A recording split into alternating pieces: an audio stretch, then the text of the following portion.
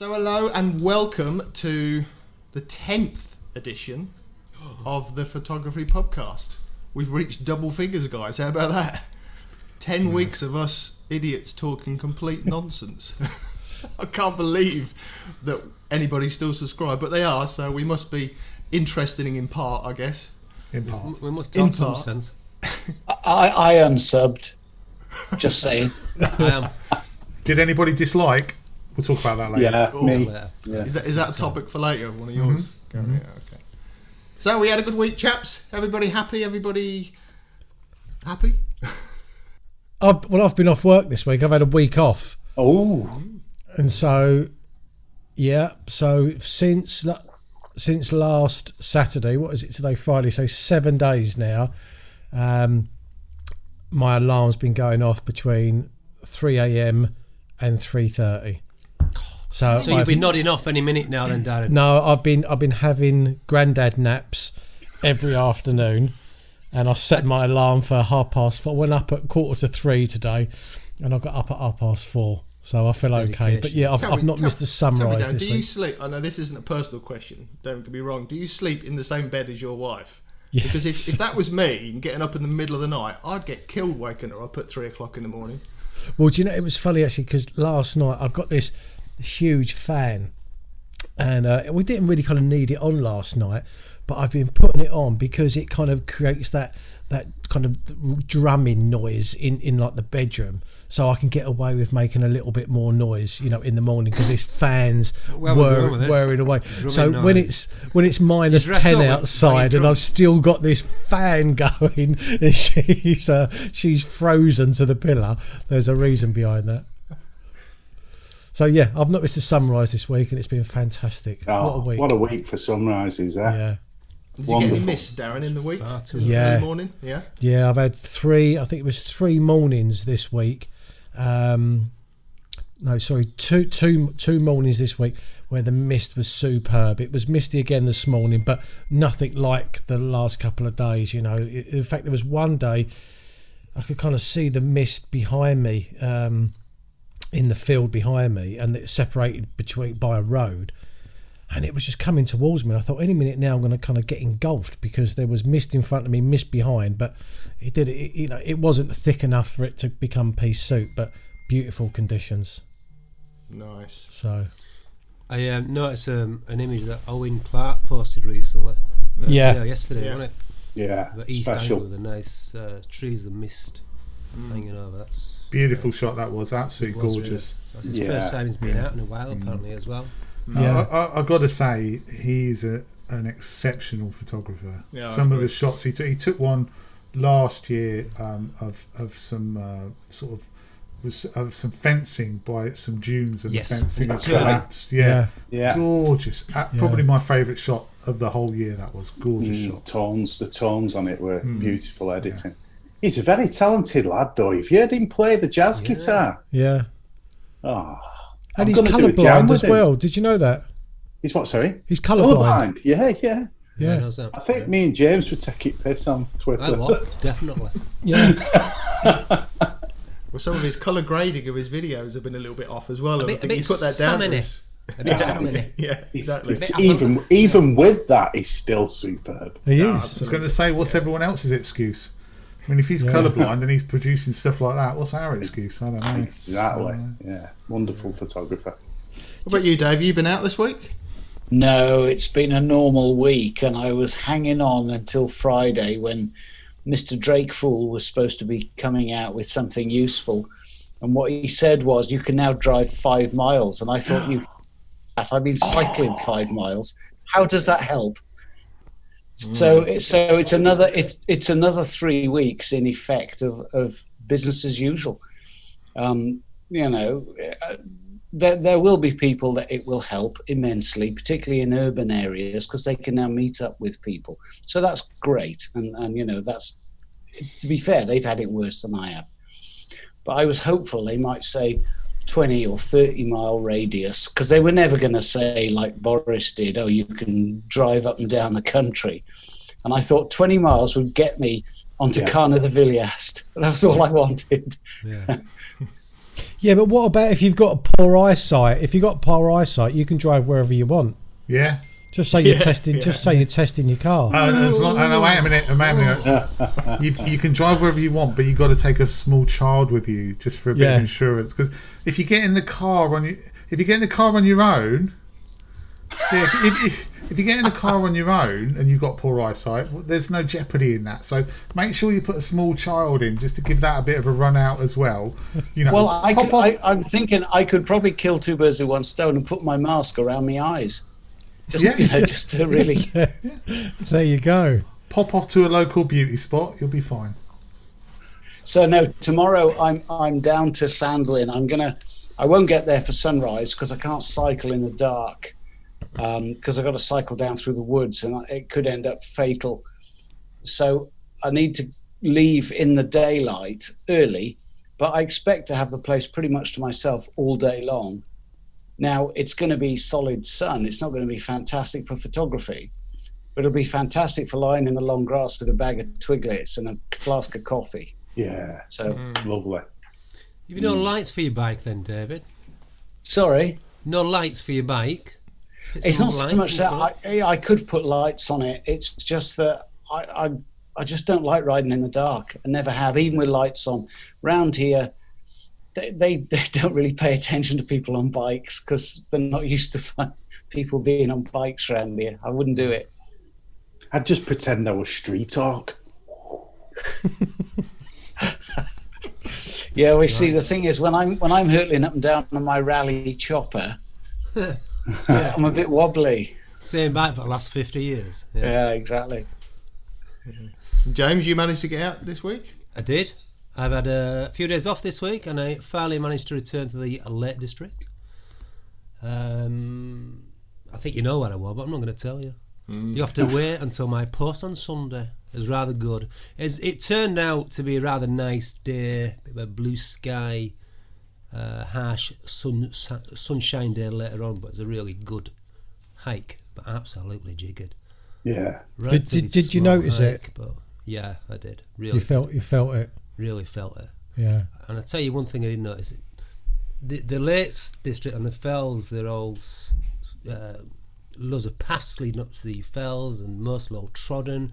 One thing I did notice is that there's grass growing over the trodden fells. You know, the paths. Obviously, there's not been any traffic last 2 months, so it was good to get out. It was fairly dead. I think I saw about 5 people all day. Good. Yeah. Very good. There's no sign saying stay away and people being burnt at the cross and effigies being burnt. Do not enter. Because I thought in the back of my mind I'm going to see some of that, but none of that. Very welcoming. Yeah. Very enjoyable. Not like Wales. I know. Well, I think, because I've been off this week and obviously I've been doing, the photography that I've been doing, I think what's quite nice is that I've actually discovered a few new places, like, really close to where I live. In fact, one of them is walking distance. And I've been there I went there for 3 sunrises to photograph the barn owl that I've been following recently. And another one today. Has he got a Twitter account? What? He's got a twit too. You said you've been following a barn owl. I said, has he got a Twitter account? Carry on. Come on. No, Has it been a long week? You're not well, are you?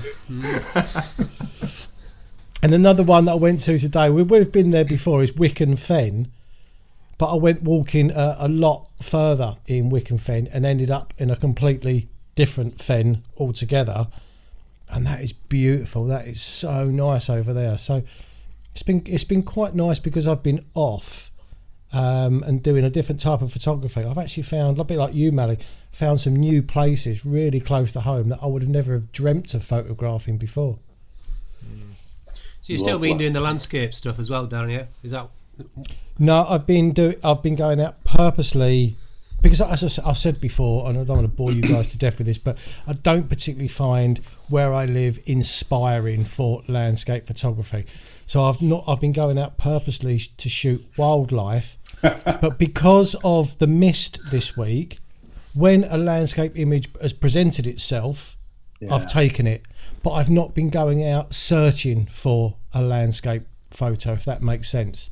And do you know what? It's felt really nice. It felt kind of quite refreshing, like not panicking, thinking, "Oh, I've got these conditions with these beautiful mist. I need to get here. I need to go there." And there's been 2 mornings where the images have pretty much just come to me, which is quite rare. Did you vlog any of those mornings?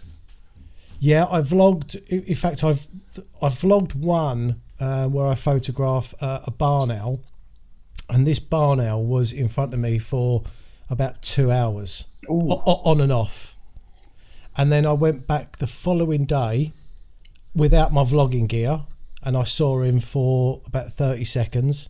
And I went back the following day without my vlogging gear, and again I only saw him for about 30 seconds. So it was quite fortunate that the day that I did take my equipment with me, he was in the field on and off for 2 hours. So how did you find the transition then from landscape photography vlogging to wildlife photography vlogging? Because if you're landscape, you set your tripod up, you get a composition, then you talk through your composition. With wildlife, you can't sit there with a bird ready to talk through your composition. You've got to grab the shot presumably and then talk through what you've taken. For the vlogging side? Yeah, for the vlogging side. Yeah. Well, to be honest, I mean the vlog that I did about the barn owl, that just flowed so easily because I was focused on one subject and the subject was there.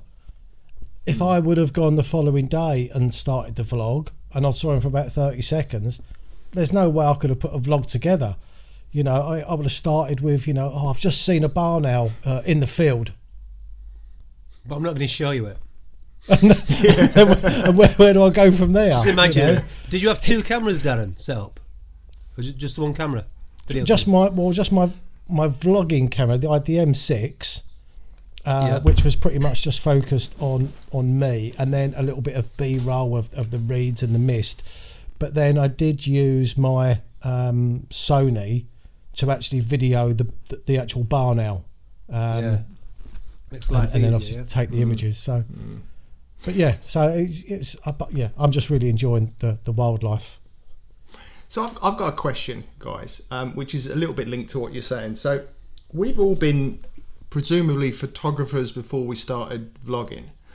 So once we started vlogging, do we feel that vlogging has helped us improve our photography, or do we feel that vlogging has compromised our photography in any way? I.e., are we setting ourselves up while vlogging and not paying us enough attention that we should do on our photography, or do we feel that our photography has improved because we're vlogging more and we're out more as out in the landscape, more vlogging? Well, I said this before. Initially, my photography dropped off a cliff when I started vlogging, simply because I was so focused on trying to get the B-roll, and I've got to set up the camera to talk to it, and then I've got to go through the process of how I've taken the shot, and you're so focused on that side of it that you forget the photography side of it to a point, or it drops off a bit. But then once the vlogging becomes second nature, the photography then comes back up again because it's all very subconscious. It's like, subconscious competence, isn't it? And then you're fine. And then I find that the vlogging helps because it gets you out to places that you wouldn't normally go. So actually, in the long run, the vlogging's probably improved my photography. But in the short run, in the short term, initially, my photography dropped off a cliff. Yeah, for me, I mean, initially, when I first started vlogging, my photography probably kept at a certain level, as par. But as Gary just mentioned, with vlogging, it makes you go out more often because conscious that you've got a channel to run as well, and I want to produce regular videos, so it makes you go out in the field more often. And at the end of the day, and I've adapted how I do the vlogging now, but at the end of the day, I want to produce my best images to show under such a big audience. So how I do it now, I always find the composition first and then film around that, you see. So it doesn't really interfere. And it helps me having 2 cameras because I can just click it on record and throw some B-roll out there whilst I'm looking for the composition. So in a way, I think it's helped. Yeah, I was going to say, you kind of, when, I don't know what you guys did, but when I first started, it would be all about, here I am stood in front of this composition and this is what I'm going to do, and then taking the shot. But now I get the shot. So the photography is key. It's the first thing that I do, and then I talk about what I've done afterwards, rather than the other way round. Also, let's not forget that the old vlogging it's the story around getting the image, and it's a story about landscape photography. And more often than not, we don't often come away with a pleasing image. That is what the story is, though. Yeah, I think it's important to tell that. Yeah, absolutely. I think that one of the reasons I mentioned it, because I think Chris Sale put a video out a week or so ago where he was challenging himself, has YouTube affected my photography? And I know I went out in the week, didn't vlog it, just literally went out locally and took a couple of sunset shots, and actually really enjoyed not having the pressure of vlogging it. I was just there, just enjoying myself taking the shot, and I got a couple of shots. So I was quite happy with them. But I think, so my question is a little bit leading in terms of, do you think it's affected your quality of photography as well, because you're spending more time thinking about creating the video and less time thinking about taking the shot and getting the composition right and all the technicals of the shot and the rest of it? There's a lot of energy needed. I think you have to be quite involved in the environment where, like Gary said about subconsciousness, I think you've got to be so... you can't switch off, Malik. You can't switch off. No. But you know what you're doing with your equipment so much so that you don't think about it. It's like second nature. It's like having another arm. So yesterday I was at Thirlmere, first time at Lakes, James. Nice. Bravely did it. I did the same as you. I got to Lancaster and nearly went home because I thought I was doing the wrong thing. So I got to Lancaster and thought, do I turn around and go home? I thought, no, let's keep going. And there was no one there. It was great. But as you're saying about the idea of multitasking, some men can do that. Yeah. I had a drone up flying whilst talking to camera, whilst having a 15-second long exposure going in this hand, and it was just that's the way it is. That's and the you way didn't it feel is. Under any pressure at all. You felt quite relaxed. I was totally looking at the flat water. I'd got my composition. So it's about you placing your timing, isn't it? It's like step one, step two. I got my composition, it got set up, I got that ready, it was on my timer, I had my filters in, I got the drone up, I had it doing a spiral, then I got my camera out, and then I could rhyme and talk about what we were seeing and what we're photographing. And I think it's just that idea of you're engulfed in it and you know your equipment, and then you can... I think you make a good point, Mally, and we've been out and watched you at work where you're taking stills and making a vlog at the same time, and it's almost like some expert chef that doesn't have to think about the fact they've got 6 pans on the go at the same time, and there's something in the oven and so forth, and you do it really well. And at the same time, the bit that you're focusing on at any given moment, whether it's the still or the piece to camera or this drone is about to disappear off into the next county, you're kind of on the case. And I have to say, when I've been out with you, it's marvelous to watch. But I think it's fair to say, and we've all been there in terms of our own channels, you kind of reach a sort of critical mass. There's a threshold that you need to get to where vlogging becomes muscle memory.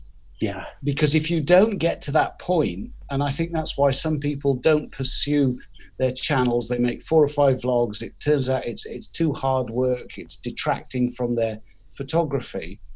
And I think once you get to that place where, as you say, James, you've got your camera set up and your focus is really very much on your photography, and the vlogging is kind of incidental. You just know that when you get back and upload that footage, you'll have something you can use. One thing that impresses me about you, James, and I've got to say I've noticed this, when you do a camera walk past, you must walk miles to set the camera up, because some of your walk past, you're in the next county as you walk past the camera. And I think, God damn it, that amount of setup, set it recording, walk about 500 meters before you start into the frame.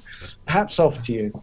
Yeah, that's the thing. That's the thing as well, though. People will on Twitter. People have said, I've seen it before, where they say that if you're taking that much time to do all of your vlogging, you can't concentrate on getting the photo.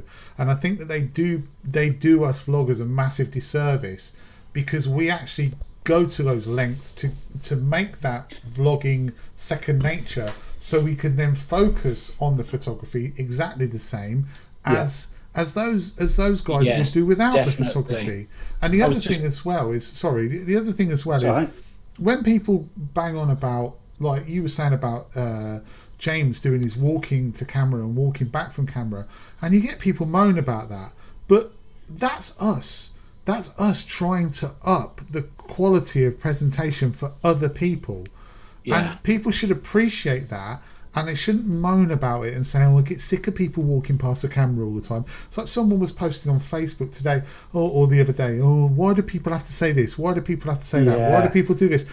We're doing it because we're trying to make it a better experience for the people who are watching.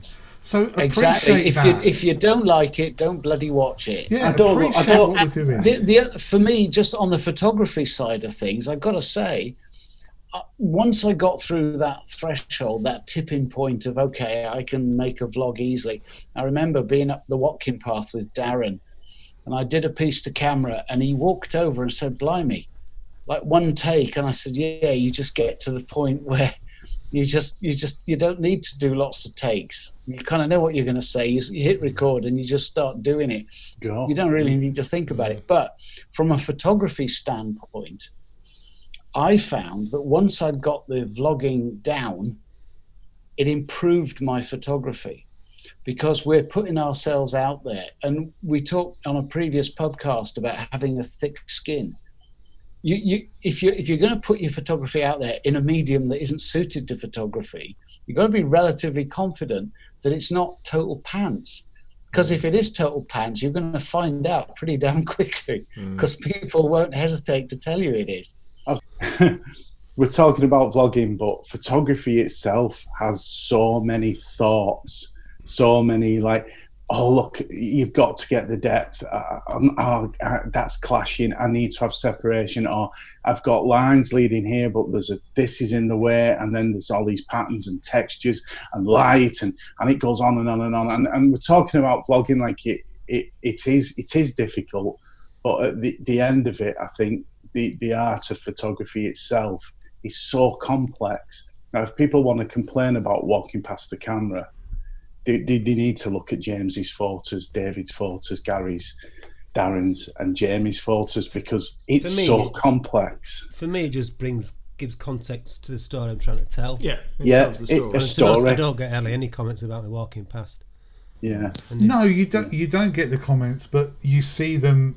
You don't get them personally, but you see them on the forums, whatever social media platform that may be. And it's like I talk. There's so many times I've talked about this, and I've not posted it. So I've had this monologue on one of my vlogs, and then I've gone, no, I can't do it. And there's so many times you see these people, and they moan about that. They comment about vlogging and photography, and we've gone over this before, but for some reason, photography vloggers. Just go over it again. Go over it again, guys. Without further ado, do you know I was going to? Without further ado, I will refresh your memory. I'm going to do it again anyway. Photography vloggers are classed as a second class photography citizens compared to non-photography vloggers. But the point is, non-vlogging photographers. But the point is that these guys can go out every day of the year and they can get 10 shots in a whole year, and they post them up, and they're Adams. Oh, look at this, guys. Look at their portfolio. It's amazing, right? We have to go out every week if we so choose. We don't have to, but we do it.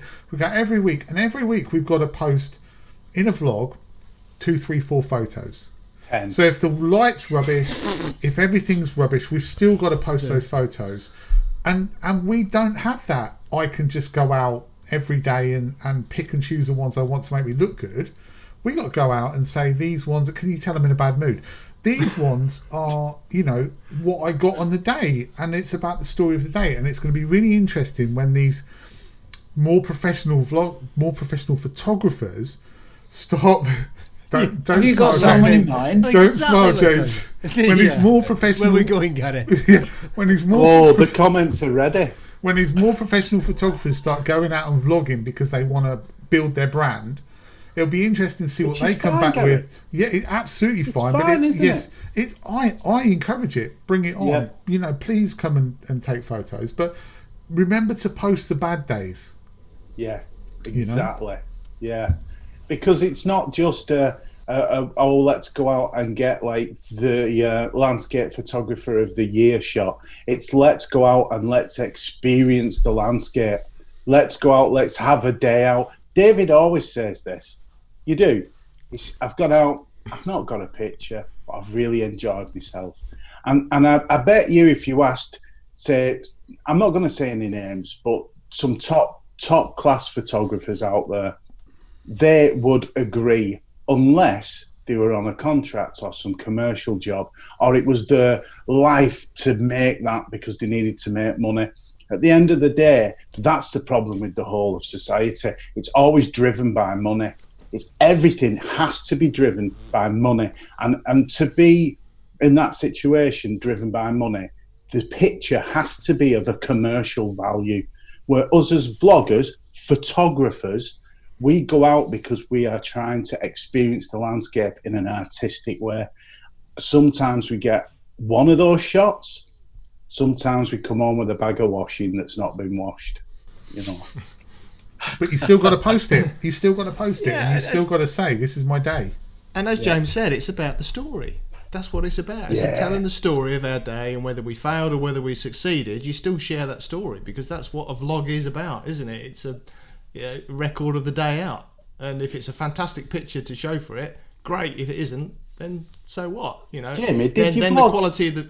Huh? Did you vlog the fens shot you've got with the canal going off? Did you do a vlog? No, I didn't do that. No, as I said to earlier on, I just went out just to take the picture, really. And I quite actually enjoyed just going out to take the picture, which was one of the reasons I thought I'd ask this question, because it was a night where it was a still night, and I thought, shall I vlog it? No, I'm just going to go out and take a picture. And I actually really enjoyed not having the pressure to set the camera up and think about B-roll and that type of thing. Really. I struggle, I'll be honest, I'd struggle doing that. I struggle just going out with a camera and not taking the video equipment. I would. Yeah, I do. I might as well leave my left leg behind. Yeah. I went out, as I say, I've been off this week, and I just didn't even feel that I needed to go out with my vlogging equipment. I went out, I was off for 2 days, didn't take it. Third day, I took it. And then today, which had been day 7, I took it again, so that was twice in 7 days. And I sat by the edge of this river, and I'd done a piece to camera. And unlike obviously landscape photography, where we're walking, to find a shot, and we're moving the camera, so we're active constantly. We're constantly thinking, right, okay, let's move that camera. I better do a bit of some B-roll here. I'll incorporate that. For me today, I'd done my opening, then I was just waiting. I was waiting for things to come to life, possibly a bird to land on a rush, and nothing actually came. But I sat there with a beautiful sunrise, mist rolling across the river, the bird song, and I didn't even want to vlog. I sat there for 40. What's that? A nice bit of B-roll and time lapse though to add in. You didn't come away with a bit of pieces of film. Didn't show anything. I after about 45 minutes, I put all of my vlogging gear away. I felt so chilled. I didn't feel the need to make a video. Let me just come back to this for a second. But I turned the call. Then I thought I'll go for a walk, and then something happened in front of me that got me a shot of adrenaline, and I started vlogging again. If I hadn't have got that shot of adrenaline, I wouldn't have actually vlogged today. But the original question, I think you said, Gary, was by vlogging, does it take away from our photography? Now, I know you guys were talking about, well, it's all about the story, which it is, but that's the story of the video. I think the original question was, by us videoing it, does it actually detract from the quality of our photography? Not sharing bad shots, but are we concentrating more on getting the B-roll, the time lapse, than we are actually getting the photo? No, I think that what you guys said earlier on is probably the answer to that, because once you've got to a point in your vlogging career, if you want to call it that you understand, it comes second nature to you. So you get out, you set your B-roll up, you know what you're doing. You're not really focusing as much on your vlogging because you know what you're doing. It's becoming part of what you do, and then your focus is very much on the photography because you're not worried about the vlogging. Whereas in the early stages, and I'm behind you guys in my vlogging career, and I remember in the early stages for me, I was very much worried about the video and making sure I'd got the B-roll and I'd got that covered and I'd said the right thing to camera. I'd not fluffed me lines and said it 30 times, which I did in those days, but now I don't. And I think at that point I was more focused on the video than the photography. But now I think there is this corner that you turn where you become confident, and then all of a sudden it is very much about the photography, and vlogging becomes just something that happens in the background. That's an interesting point, but I'd also say that on the occasions where I've been out with yourself, Jamie, and also Mally and Gary, where I said, I'm not going to do any photography, I'm just going to shoot your B-roll for you, I had a blast. I absolutely loved it. I really like making videos. So I never see it as a chore. I never see it as, I got to do this video, because we've all done it voluntarily. No one had a gun to our heads when we decided to start on YouTube. But when I get a chance just to make video, I really, really enjoy it. It's really funny you should say that, because that's exactly what I want to do. I made a video this week, which was it's really hard to film yourself in an artistic way. It's hard. Like, if I wish I had a day out with you, one of you guys, that I could actually film you. Like Mark McNeil had one done by Format High Tech, where he sort of said, I'm Mark McNeil and this is what I do. I'd love to do that with all of you guys, but individually, because I love that process of making the film, but it's so hard to do when you're in it yourself. Do you know what I mean? Yeah. It's hard to. I want to get that shot, but I can't see that shot because I'm in the shot. That's next level, Gary. That's next level, isn't it? That's where I'm. After this week, that's where I feel I want to be. I almost want to pack up vlogging myself to a greater extent and start filming other people, because I enjoy that whole creative process a lot more. Oh, come and film me, because I'm struggling big time at the moment.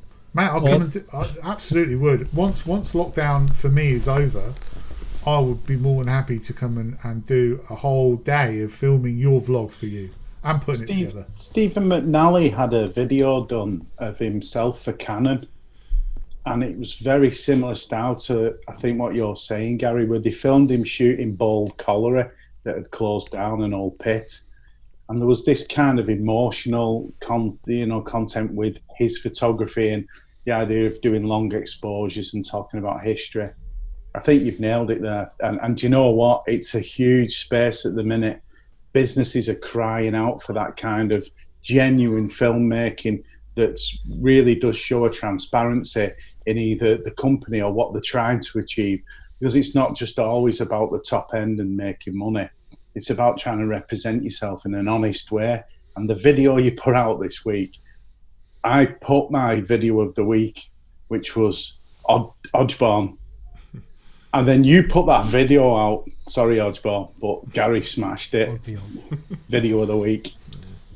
Well, except for the dislikes. Why are you focusing more on the dislikes, Gary? How many likes did he get? I wanted to talk about this week, and I don't want it to jump onto us too quickly.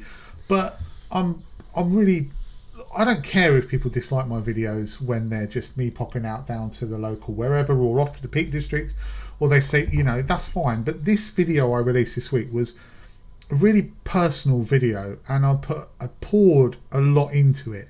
In terms of, I opened up and I didn't speak in it really, but I opened up and said, this is how I feel about being in lockdown and all of the crap and all of the horrible stuff and all of the darkness and then coming out of the darkness.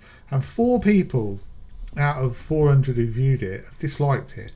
And I want to say, if any of you are watching who disliked it, have the balls to message me and tell me why you disliked it. Don't hide behind some anonymous dislike button. You know, have the balls to say, I didn't like it because of this. I don't normally, if I've had 60, 70 dislikes on a video where I was horrible to some people who were swimming at Three Shires Head. I get that. I know why they do that. But that video I released this week, there's nothing in it, I don't feel, that's heartless or horrible or deserves a dislike. So it's probably because it wasn't your normal standard landscape vlog. Or then message it and tell me it. Post it and say, I didn't like your video because of this. You know, don't hide behind a dislike. It's not. I've never disliked anyone's video, and if I haven't liked someone's video, I've messaged them, I've emailed them, or I've posted on their video to say, I didn't like this because of this. This was out of order. Have some balls, have some guts, be a normal human being and be honest about why you don't like something. Yeah. I mean, going back to David's point, it's social media, isn't it, really? You've got to have a certain thick skin about it. There are some keyboard warriors who hide behind it, who... But David made a very good point, I think a week ago or last week, and he was saying about the ratio, if you was... how did you phrase it, Dave? If you was being elected and you won on 98%. So when you think about that, Gary, that's 1% of the people that watched it disliked it. So you actually won by 99%. I'm very appreciative to everybody who liked it. I'm very appreciative to everybody who watched it. I completely appreciate your point of view saying that, you know, 1% of those people didn't like it. But it's more of a... This is more of a conversation about... I don't agree that YouTube should have an anonymous dislike system. It's like, if you don't like it, admit it. Admit you don't like it and say you don't like it. And even if, I mean, like I said, there's loads of stuff I don't like on YouTube. I'd either stop watching it or I'll post a comment say I didn't like this or I didn't think much of this because of this. I won't go and say, oh, just post an anonymous dislike. That in the event that the dislike button wasn't anonymous, very few people would use it because they would get virtually lynched online by all the other people that would you know, back you up. So you know, the only reason they're using it is because it's anonymous. That's how inadequate they are as human beings. And you know, we all know perfectly well that in the event we were around the table with some of these people that act like that, they'd be intellectually demolished in a microsecond. So don't worry about it, mate. Honestly, just really let it go. I'm not worried. Well, I am. I'm not worried. It's triggered me this week. Normally, I don't care. I don't care about dislikes, but this week it's annoyed me because it's something that I put myself into. This video, you know, there's no way on God's earth that if there was a box that said you're going to click thumbs down, please fill this in as to why, that they would be able to put half a sentence together. So take away both boxes then. Take away the like box and take away the dislike box. Get rid of the whole thing, because likes are as bad as dislikes anyway. It's quite a deep thing, that, Gary. Though we're talking massive cultural thing here, because if you've noticed in the whole of society what's happened in the past 10 years, everything has become 50-50. Everything. We have, as David's pointed out, the kind of people on this side. We have the other kind of people on that side. And that's the polarisation I was talking about. This split, this indifference, this argue amongst each other. We need to pull together. When people are being like they are and they give a thumbs down, we need to say to them, like you just have, Gary, give me a reason, tell me why. I think that's very spot on. They need to grow up here and tell us. I don't think we should be too quick to... David, I'm not arguing with you, mate, but I just find that we all kind of go down this route of a 50-50 toss of a coin, whether you agree or don't agree. I know you I don't think it's fair to diminish people as well who have a different opinion to the majority. Absolutely. They have a view. Absolutely. But I understand, Gary. Yeah. I totally agree. Give you the reason why they dislike it. Yeah. Everybody is entitled to a view. This whole thing started, like Mally says, in this decade, in the last 10 years, the whole polarization, tribalization of, you're wrong, yeah. You're wrong, you're wrong, you're wrong. There's middle ground. People can be a little bit right, and people can be a little bit wrong, and people can be a lot wrong, but there's still right and wrong going on, and you can have that conversation. And I would say, if you disliked my video, or if you dislike any video, if you just post, I didn't like this about it, let's have a normal conversation about it. There doesn't have to be an argument. There can be a why didn't you like it? What didn't you like about it? Okay, there might be something that someone dislikes about it that might open my eyes. Yeah. And I might say, my God, I didn't even consider that. Yeah. Precisely. And the point being that if somebody just puts an anonymous thumbs down and doesn't have the cojones to write a comment saying your colour grading was slightly off, mate, so I'm marking you down, because that's the point. It's not that somebody isn't entitled to an opinion. It's the arbitrary manner in which they express it, hiding behind some banal anonymity, hiding behind that, I can be the playground bully, but nobody knows who I am, so I can do what I like. That's correct, David. I agree with that. That's out of order. Yeah, it is out of order. I agree 100%, Gary, what you said. And in fact, I said similar on Facebook a few months ago about one of my videos. But I think the long and the short of it is, as James said earlier on, we're in a social media world and people have just got the option to do it. And there's nothing we can do or say. We can express our opinion about it, but it's not going to change it. But it's so annoying that people just cannot tell us why. Because it's not as that we want to lynch them for it. We just want to understand why, so we can improve it. The point is, though, Jamie, they can tell us why. They choose not to. No, absolutely. That's what I'm saying, yeah. That's why I have a low opinion of them. I don't have a low opinion of YouTube as a platform, because there's a box there where they can perfectly well write, I didn't like your stuff because I'm too bloody thick to understand what you're trying to say. And you're right, there is nothing you can do about it. People are going to like or dislike something, which is why I'm coming on here saying, if you dislike my video, have the balls to message me or post a comment and tell me why. Because, be a man or a woman, be grown up about it, be mature and post it. Don't be like a ridiculous child and say that, and just hide behind the anonymous thumbs down. And now I'm finished and we're all good. Isn't it? Jealousy's hard to say. They can't put a comment below. They could be, Garrett. I think you maybe got those thumbs down because it was so very good. I think I got the thumbs down. If I'm perfectly honest with you, I think I got the thumbs down from the people who don't like me because I've probably said something that touches a nerve with them in the past. And the problem is with it, Gary, it's what you've probably said and upset people in the past, which had then resulted in the thumbs down. Nothing to do with this video whatsoever. Exactly. Yeah. Which it's like, that's exactly my point. I don't hide behind anonymity. I don't hide behind sort of mediocrity. I don't hide behind sitting on the fence. I say what I think. It might upset some people. That's how it goes. If I'm wrong, and I feel I'm wrong in hindsight, I have the balls to say I'm sorry, I got it wrong, which is like how I am, but I will say what I think.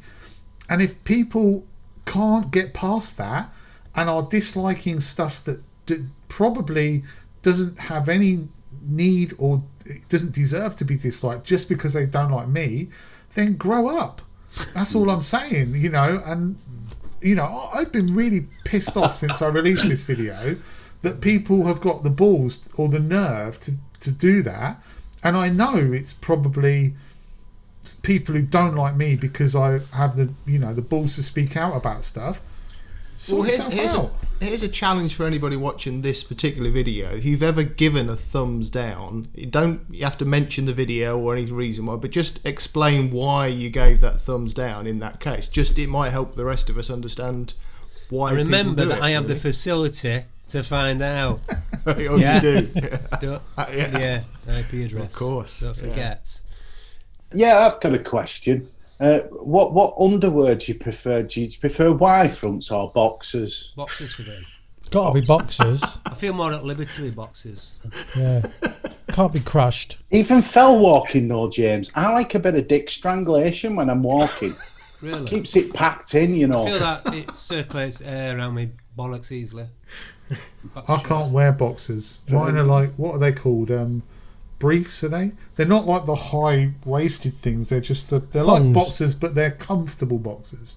But if you're a lady, would you wear boxers as well? Do ladies please comment down below? No, because there's nothing to whip out, is there? If you're middle of a fell, you squat and... Here's the thing, though. My pants, they've got fake like openings, so it looks like there's an opening sewn in, and they're all sewn up. What's the point of that? Yeah, but who's ever used that opening? Oh yeah. What? Really? You've used the opening on like a Y front. When I was 6. Exactly.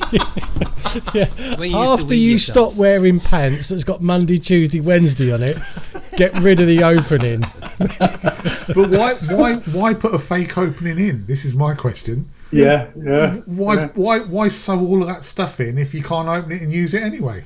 There's some line manager somewhere saying, stitch that up. You get another 50p. Yeah. Crotchless knickers. What's all that about? Oh, I love a pair of them. Don't understand that, do you? Oh, they're all right. If you need a quick whiz, they're all right. Crotchless knickers. So, Mally, do you choose the? Have you got a pant of choice then for where, depending on where you go? If you go on a long haul hike, then you're going to wear a more comfortable strapping device. I don't want to get too deep into this because if you started it, I did, didn't I? Oh, shit. I think fell walking, you do need a bit of support. You do. You need something, James. I know what you're saying about getting the air up your gusset. It'd be like a scene from Ray Mears. You bend down, it'd be like, oh, turtles. Have you got a pair of lucky pants, Mally? Never had lucky pants. I've lucky got socks? some old ones. No lucky socks. No. I used to have a thing when I was at university. I had to go out with a pair of red. My socks had to have red on them somewhere. Otherwise, I was never going to pull. I never had red socks, so that's my excuse. You see. No, never just go out and pull. No, I can't believe that. Hey, well, back it there, I like red rum, me. What, you got 3 winners in a row? Yeah, good over the jumps. You're going to jump in, yeah. What? Lasted the course well. That's the one, yeah. Got over beaches. Love the sugar lump. Yeah, but wasn't he a gelding? Yeah. It's with squeaks. No stallion. Well said, Ginger McCain in the corner over here. Well, thanks for that conversation, Manny. Thanks for that topic. That was has taken us off the subject nicely. So have we watched anything this week, vlog-wise, that we like to shout out about? Well, someone put a vlog out this, There you go, we've shouted that one, and that just look at me, history. Duly deserved to shout out that one. But any others? Yeah, I've got to say yours was very good, Mally. It was a really good vlog, and I messaged you anyway. I posted in the comments when you were talking about clouds as your mountains. I don't know whether you saw the look on my face about what was that 6 or 7 podcasts ago, and I was like, "Not sure what he's on about." But actually, I completely got it after watching your vlog. It was perfect. The clouds were your mountains. It was really good. It was a really good vlog. That explains why he was asking about the pants, because they were on display when he's rolling around in his front garden. They were. No wonder the neighbours are not talking to me. What must they have thought of you, mate? Honestly. Oh, it's been hilarious. It's certainly been different, hasn't it, for all of us? This, and luckily we're all still safe and well. That's the main thing. You people who we love are getting through it, and it seems like we might be turning a corner. So it's all positive. Yesterday at Thirlmere was James. You just got to Thirlmere, Mally. I wouldn't have gone if it weren't for you. Well, I wanted remoteness, and I was going to Ennerdale. Yeah, Ennerdale, wasn't you? Yeah. And Ennerdale's so Ennerdale, far. not Emmerdale. Yeah, Ennerdale. It's so far. So far. It is. 140 miles. And I thought, right. I read that United Utilities are planning to drain Ennerdale for water during the current drought. That's right. They are. Yeah.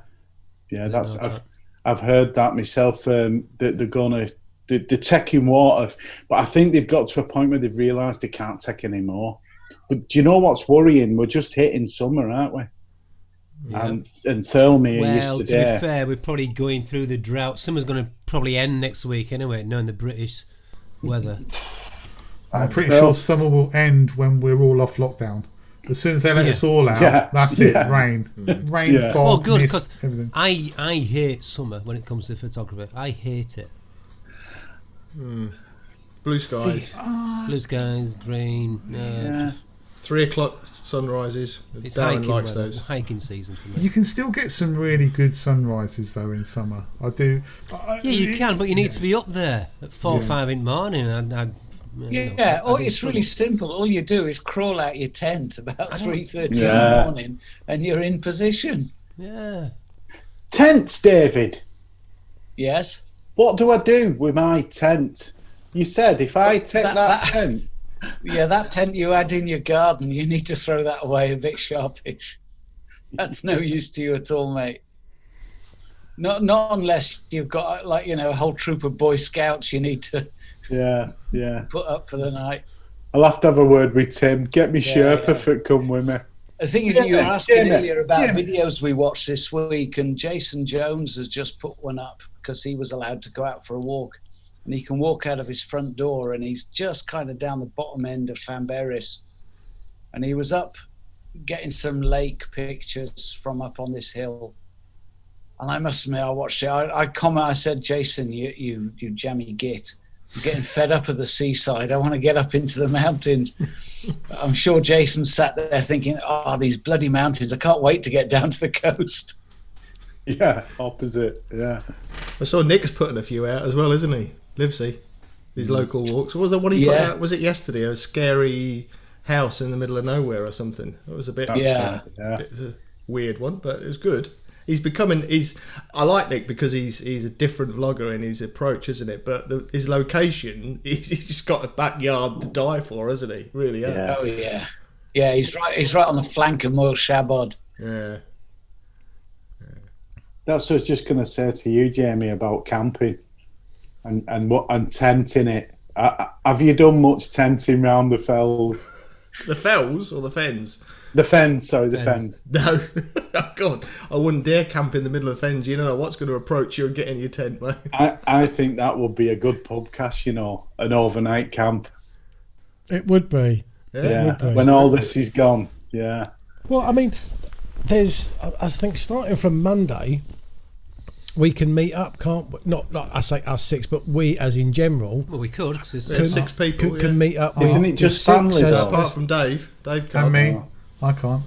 No. Gary, yeah. So I'm not talking about us 6. I was talking we as in the population can meet up with 6 people. I think it's 8 people in Scotland, isn't it?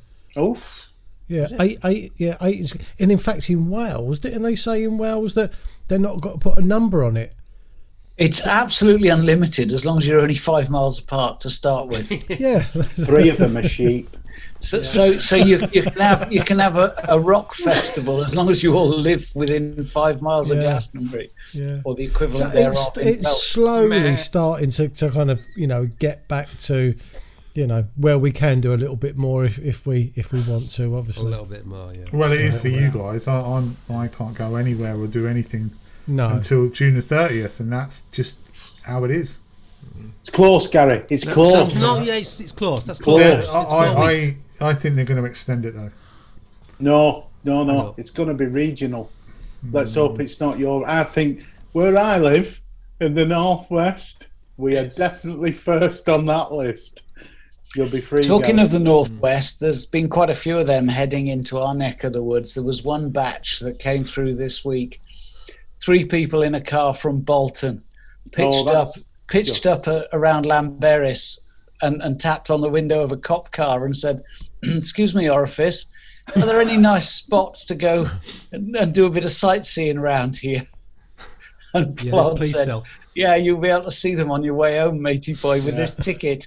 120 quid lighter or whatever. Unbelievable. I mean, you've got to wonder how dopey people have to. I mean, how the hell are they allowed to drive a car? How did they pass? Oh, it's funny. I got a text from my son. I think it was 2 days ago, and his girlfriend. She works in the hospital, and she was on nights. So the day before, she said, "Jack, let's do something like kind of different tomorrow. How do you fancy about going to the beach for sunrise?" So he said, "Yeah, kind of if that's what Jack's been furloughed, so Jack's off all the time at the moment." So he said, "Yeah, that's fine." So he said, "I thought she would never want to kind of go to the beach at 3:00 in the morning."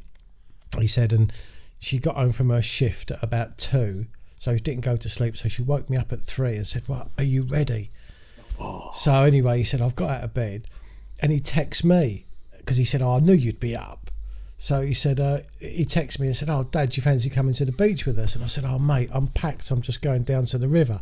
He said, "Oh, no problem." He said, "Because Charlotte really wants to see the sunrise kind of come out of the sea." So I said, "Oh, mate, you've picked a great time to go." Anyway, I was with him today, popped round there today, and I said, "How'd you get on the beach?" And he went, "Oh, we went to Hunstanton." He said, and he said, and the sun rose above one of the B&Bs. And I said, "Oh, mate, if you had just gone round the corner to Thornham," and I showed him on the map. So they went all that way to watch it rise above the Green Dragon pub or something. There you go. You see, people that aren't photographers have never heard of photo pills, have they? Exactly. Yeah, exactly. I opened up the TPE and just showed him and then sent him a couple of screenshots of where to go for next time. But he said, "Oh, I don't think there'll be a next time." In terms of that, do we all use photo apps when planning our shoots? Yeah, I do. Do you really? Yeah. Photo pills is all right. Huh? Photo pills is confusing, I find. A little bit confusing. I like the photographer's ephemeris. Yeah, but photo pills is easier to say. Yeah. But I use it online, so I go on my computer here, and it's free for the I can't say that word when I'm pissed. Hemorrhoids. Hemorrhoids. That's it. Photographer's hemorrhoids. Photo piles. Photographer's hemorrhoids. They should rename it. That would sell a lot more. Photo piles. Well, market that. That was brilliant, Jen. Photo piles. That's for people who like to stay in one spot for a long time, isn't it? Yeah. Play around with one spot. Yeah. Move on to the other spot. Yeah. I only use I don't really use. I've got the photographer's ephemeris. I've got Clear Outside. I've got several bits and pieces, but I only really use BBC Weather and maybe Clear Outside occasionally to see if it's all right, and that's about it. Yeah. I think it's all down to our choice of approach to photography, isn't it? And this is what Chris Sale mentioned as well in one of his recent videos. Obviously, he plans ahead and he has something in his head what he's going to shoot. And he mentioned me, where I'm the opposite. I go to a location and find the shot. Yeah. For me, I've got View Ranger for my hiking with the OS maps, and as you, Gary, BBC Weather app, Clear Outside. Question for you, James. So I opened up View Ranger. Yeah. I'm stood on the west bank of Thirlmere, and I'm looking east. The fell in front of Helvellyn. Dob? No, it's not Dob. What's in Dodd? What is that? The fell that blanks off. You can't see Helvellyn unless you went up high. And I could. So on my vlogs, just get a view ranger. I'm pointing at a mountain and going, "It's something crag." That narrows it down in the Lake District, doesn't it? Something crag in front of Helvellyn, and for the life of me could I, and it wouldn't show up on Photopills because, as you know, Thirlmere, no signal, dead, nothing. Brown Crag, Whiteside. Brown Crag sounds like Brown Crag, yeah. Join us next week when Mally asks what the name of the rock is. 3 foot Malcolm. That's Buttermere Lake. That's Brian and Doris. It's very important that when you go where you're going, like you're saying about research, I tend to be a bit like you, James, and I don't research. I like to find out, like the water. But it doesn't matter. Mally, it doesn't matter. You're not making a vlog to give people some kind of travelogue and say, you know, this is this and this is that. That's not the thrust of your vlog, so it kind of doesn't matter. If I pitch up and say, join me in Snowdonia, and I've got no effing clue what that lump of rock is. Yeah, you know. Do you know what I mean? So I wouldn't worry about it too much. If it's brown something, and that's what it is. Brown girl in the rain. Brown gill crag. You just made that up, haven't you? Just making up names now, Brown. What an amateur. What I do know is that the place itself from the... I shouldn't say this. No, I'm not going to say it. Oh, say it. Go on. No, I'm going back and I don't want lots of people rocking up. And it's such Oh, my word. Isn't it such a... Oh. What? Just completely... Like, it's like being in the wilds of Canada. Thirlmere. There's just no one there. Yeah, There's just wonderful. I saw a James tree Bell stump. spends a lot of time there, don't they? I saw a tree stump because all the water's gone. It's really low. Right. You could see ancient tree stumps. One was about 5 feet wide. Can you imagine how tall the trees must have been back then?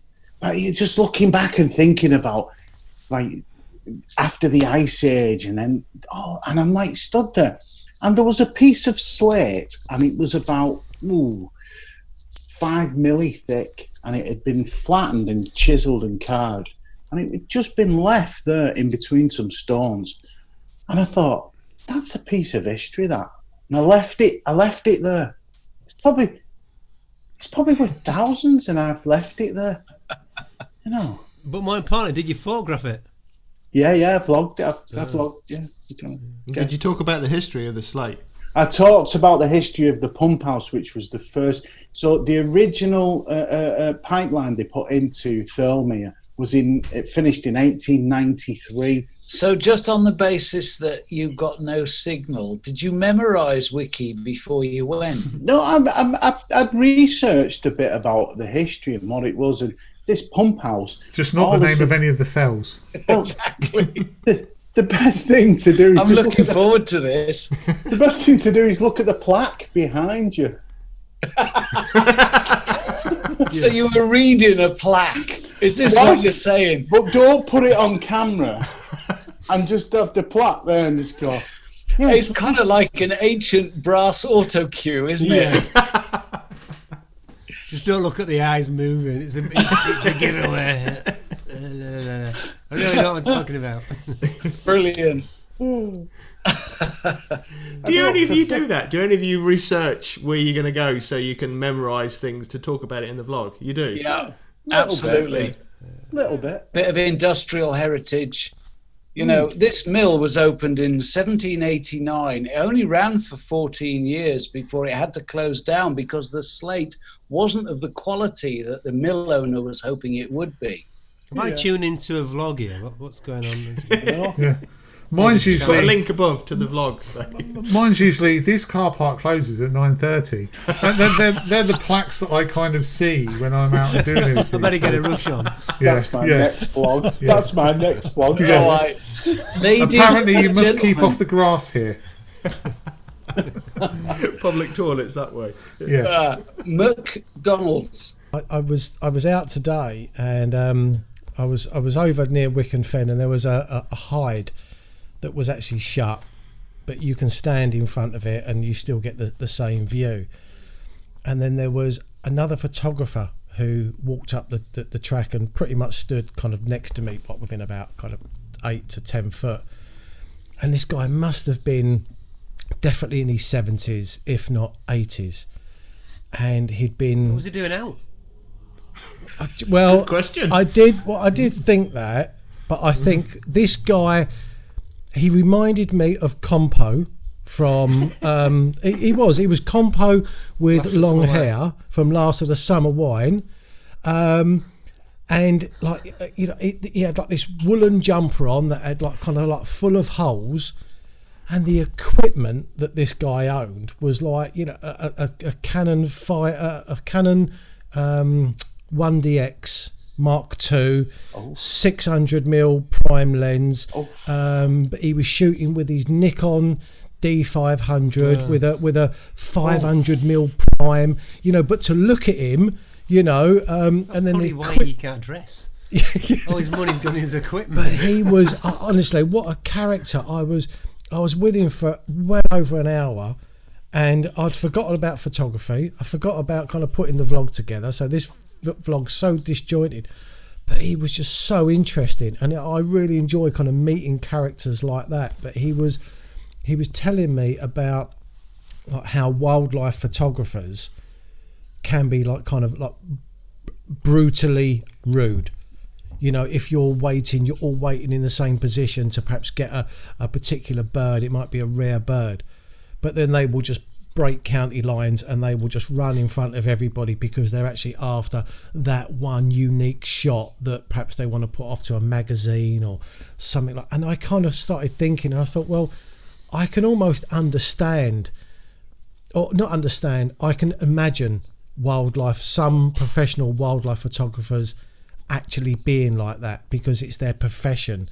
So it's like, sod you lot that are standing behind me, this is my time, I need to get this shot.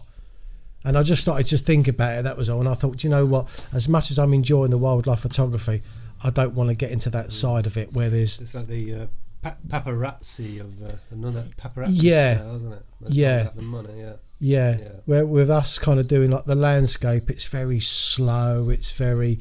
There's not a lot of money involved in it. No, there isn't. So that's what I was thinking. Once you start ramping something up where there's a dollar sign, do you think kind of like manners, morals, integrity just kind of goes out the window?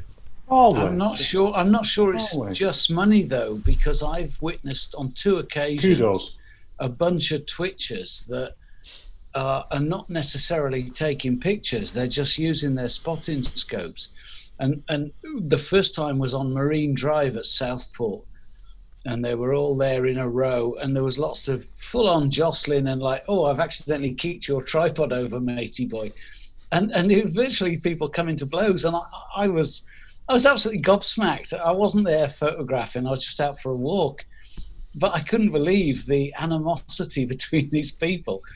And then recently, just down the road from me, there was in February and March, there was some short-eared owls that were passing through, and they were living in the sand dunes, and there was about 7 or 8 of them, and they were hunting regularly, and the lay-bys just down the road from me were full of twitchers.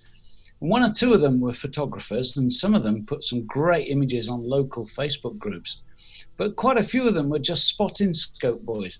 And, some of the anecdotes that I've subsequently heard were, people were virtually barging other people out of the way just to have a look at them through their scopes. Yeah. Off their heads. So basically, without generalising, wildlife photographers and twitchers are arseholes. No, not generalising, but yeah. I used to go to Pennington Flash, which has hides, and they all have names like the John Stevenson hide or the Frank Spencer hide. Ooh, Betty, look at that kingfisher. And you work your way around Pennington Flash. Anyone who knows our area, Pennington Flash is a very big wildlife spot. And there was this one hide Darren I was walking towards, and I thought, there's 15 blokes in there, easy.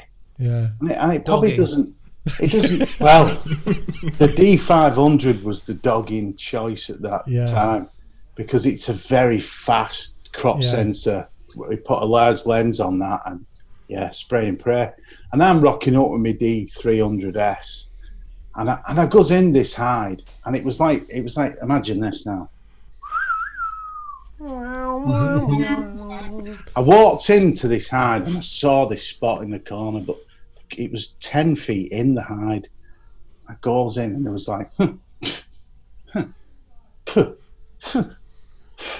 got me spot, put me monopod up, as you do.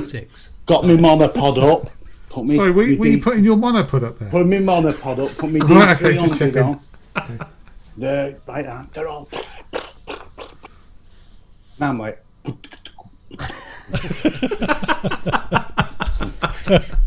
This one fella, and I got talking to some interesting characters. And this one fella turned to me and he said, "You're not got last a minute in here, lad." He just shook his head. Anyway, I turned round to come out and I walked off and I could hear him all jangling. So I thought, I'll just stand near the door listening. See that whippersnapper there? Bloody 40. See that young whippersnapper there coming in with his girl, see him taking them pictures. Yeah, totally what? Bell end and all this. Honestly, I agree with you, Darren. It's a cutthroat. Yeah. Wildlife. When he told me that story, and I've not experienced any of it, but when he told me that story, I just thought, I can really imagine that. Really can. But you get it in woodland photography. Thetford Forest. Yeah. I've been in Thetford Forest before, and I've got a cracking composition down these line of pine trees with a little bit of light at the end, and I really nailed this one. And then there was this bloke next to me that come and bloody nicked it. Sod. Absolutely just stuck his tripod right where mine was. He didn't care at all. At least I asked. I think I've watched that one. Thanks for watching, guys. We really appreciate you putting up with this rubbish again. And, of course, if you don't like this video and give it a thumbs down, make sure you tell us why you're giving it a thumbs down, just so we know. It's a bit personal to us, so just tell us. But anyway, thanks for watching. Really appreciate you guys watching this, continually to do it. And as James said last week, we're not going anywhere. We're still here for the foreseeable. So tune in next week, and we'll see you then. Cheers, guys. See ya. Bye-bye. See you then. Bye. Bye-bye. Bye.